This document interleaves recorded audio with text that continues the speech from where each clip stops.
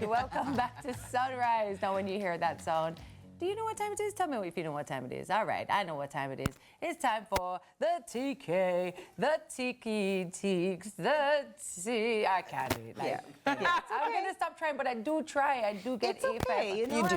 And it's A for effort is what I say. I say it's T for effort, but it's T for TK. Whatever, man. Okay. Whatever she said. Do you, boo? No, please do you. Please, TK, take this over. You know, usually I love when the ladies take over, but I don't know. Today, I joke. A I'm joking. takeover. We did that one before, okay, yeah. Sorry. You know, I'm gonna just keep headline. going. Right. Well, first headline. Let's do it. Let's do it, please. All right, so touchdown 2025. First set of deportees. Foreign Affairs Minister Kamina Johnson-Smith confirmed that a deportation flight from the U.S. arrived in Kingston, and it was a part of regular monthly arrangements, marking the first for 2025.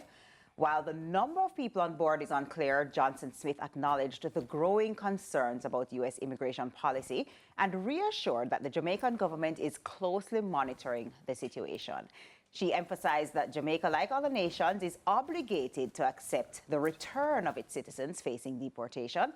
Meanwhile, the Trump administration has intensified immigration enforcement with over 3,500 arrests since his return to office and the use of military aircrafts for deportation flights. So I know a lot of people have been, you know, very anxious and things, but she's saying, listen, this is something that's going to be a regular practice, but they're monitoring it closely. And let's just say that this is also something that, while he just said will be a regular practice, has been a regular practice. So for those who may not be familiar, every last Thursday, there is a flight that's a deport with people who are being deported on it. This is not just this year. This is not just this January. Every last Thursday, this has been happening for the last however many years. As I highlighted yesterday, it's a fact that under President Obama, there were more people deported than the history of any other president, right? So I want us not to, you know, fall into a bit of, you know, the angst that is coming with what is, I believe, to be a bit of fear-mongering. I think that Trump has come in. He has come in like most people don't. And so it's a bit like, whoa, whoa, whoa, lots is happening, lots of changes. And I think what he is doing is trying to say, I'm coming in and I'm coming in strong and I'm holding to my word. I'm keeping to my word. And a bit of it as well, if we're honest, is, you know, probably making sure his base feels as though, yes, this is what we voted for, right?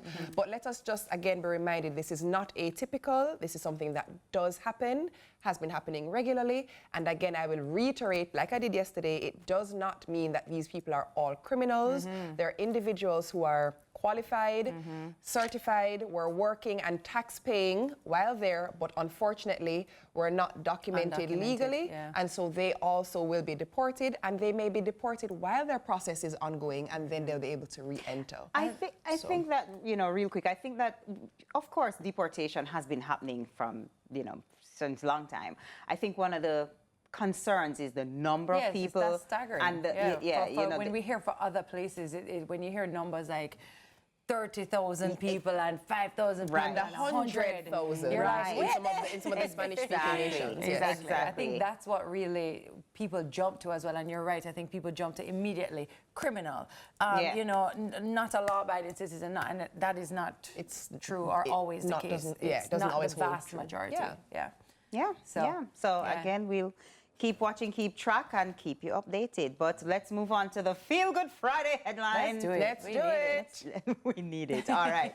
So Ardenne High School walks for wellness, and we're all about the wellness. So we actually have a guest for our next headline here in to tell us about the Ardenne Alumni Foundation Optima 5K Run Walk. His final year Ardenneite, Carissa Robinson, a former member of Ardenne's track team. Now listen to this. Carissa plays netball, football, and basketball for her school, and she's the most outstanding player in the Women's National Basketball League. What? That's right. And hold on, the accolades continue.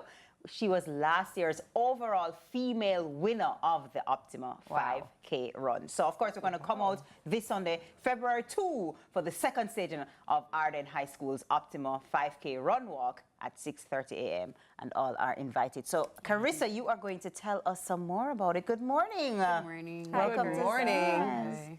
Let me just brush into maybe I'll get somebody. Maybe I'll get somebody. Athleticism. Tell her it doesn't happen like that. Maybe more osmosis, but not like that. All right, so Carissa, tell us a little bit more about the 5K. Okay, so the 5K was put on to build a wellness center for Ardenne, which is open to students and teachers, as well as people from other schools. So it's to promote physical, emotional, and mental wellness. It'll be open throughout the days and in the week, and it's been put on by the Ardenne Alumni Foundation. So they're keeping a 5K. This is the second staging of it, as you mentioned before. It starts at 6:30 on February 2nd. 6:30 a.m. Yes, or p.m. a.m. Okay. However, they do have a warm-up session that's being kept on the grounds for 6 a.m. And in attendance, we'll have Brandon Simpson, Marie Smith, as well as former Johan. Olympians. Olympians. Yes, yes, and Lovely. Johan Blake will also be Ooh. there. Yeah. As stated, there will be other schools involved, and they're also able to come out. So the aim of this is to get more schools involved so we can raise more funds to have this done as soon as possible for the wellness of our students and our teachers. Love Nice, nice. So where is it? You actually meet at Ardenne? Yes, we and do. then okay, and then you head out on the road. Right. So registration closes tonight, midnight tonight. So they extended it to 8 others for the last And month. how do people register? You register at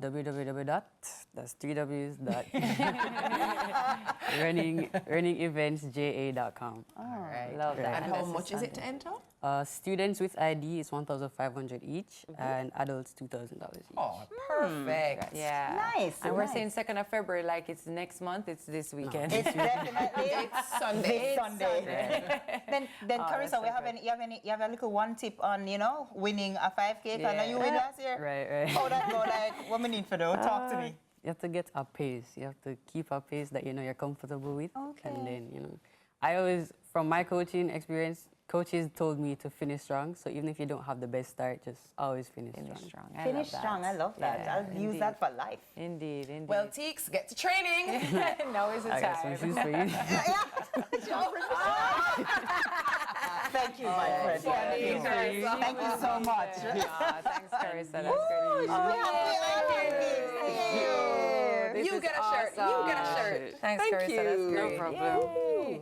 Awesome. And what a great reason to be doing this. I love that. A Yeah. wellness center, every school should have Yeah, one. I think so. I agree. love that. Yeah. All right, perfect. All right, that's all the time that we have for the headlines. And after the break, it's time for R to the E, to the A, to the C, to the T, To the K, to the T, to the K. Not re. Hey. Hey. It's going to be brought to you by KFC. We'll be right back. Come back with us to react. Sing again. R To the E, to the A,